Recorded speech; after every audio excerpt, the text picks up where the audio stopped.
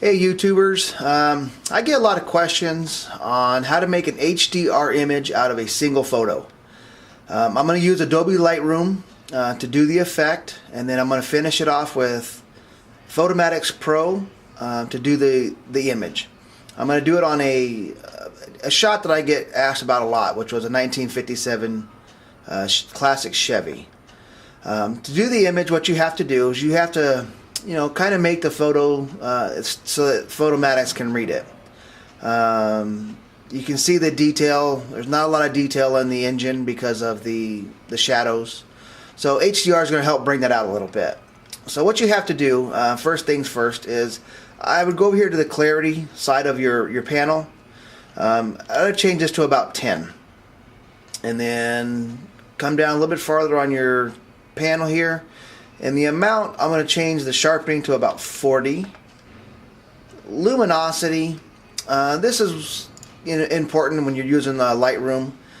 I'm going to change this to about 40 to keep some detail in the image as well. Detail, I'll raise this to about 80. And contrast, I'm going to raise this to about 50, which will keep a good sharp image or somewhat, because you're going to raise a little bit of noise in the image whenever you do HDR. So what you have to do then is go up here to the exposure. You're going to have to create what the camera would not do if you don't have the settings in your camera for auto bracketing. So I'm going to do the first one here at -2.0, which darkens the image considerably. Then I'm going to go to File, export the image to a file that I have on my, or a folder I have on my computer already. I'm going to save it as a TIFF file. I want a large file with a lot of clarity. All the other things I'm going to go ahead and leave like they are. I'm not going to change much on the actual program here. Hit export, and up here in the left hand corner you're going to see Lightroom starts to send the picture over to my desktop so I can read it with Photomatix Pro. So the next thing I have to do is now take that same image of where I was at -2, change this now to -1. It'll brighten the image a little bit and do the same thing. I'm just going to export it over.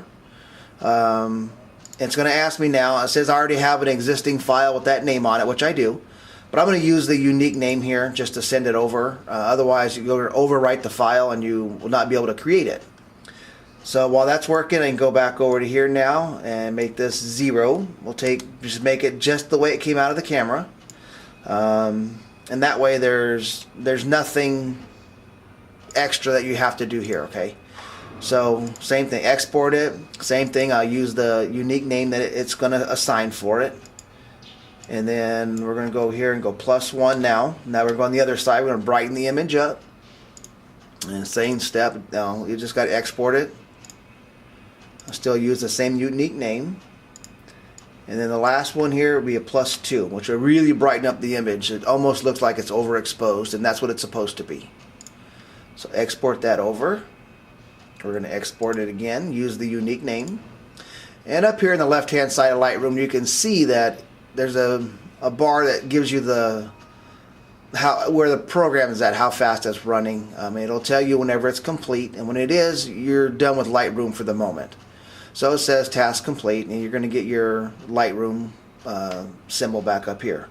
So all you do is just minimize your Lightroom and go into Photomatix Pro.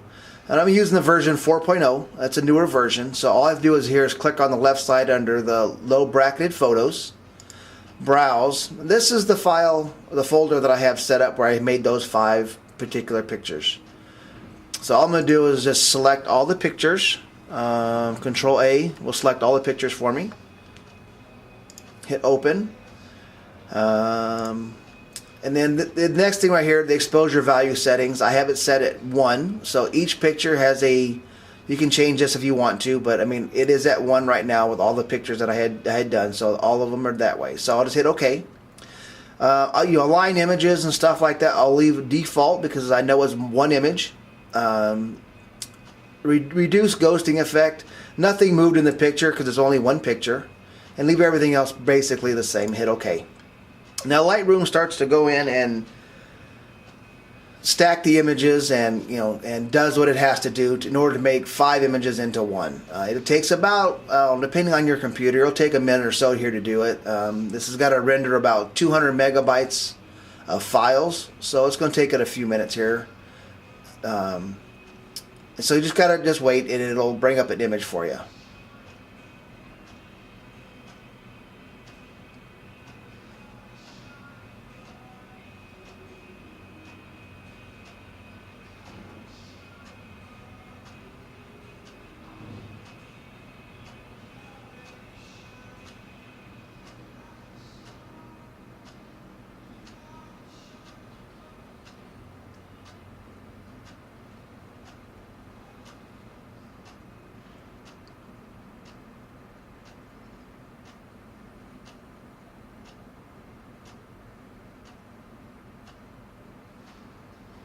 So once Photomatix has put all the images together, you'll come up with an image on this particular page here.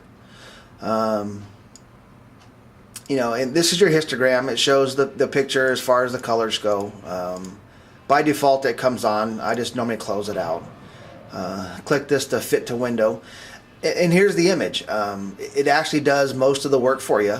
You can go in here and on the bottom right here, you have a panel that shows you the way that Photomatix will actually show you pictures. So you can go through and change. You can look at them this way. Pretty easy to get the effect that you want.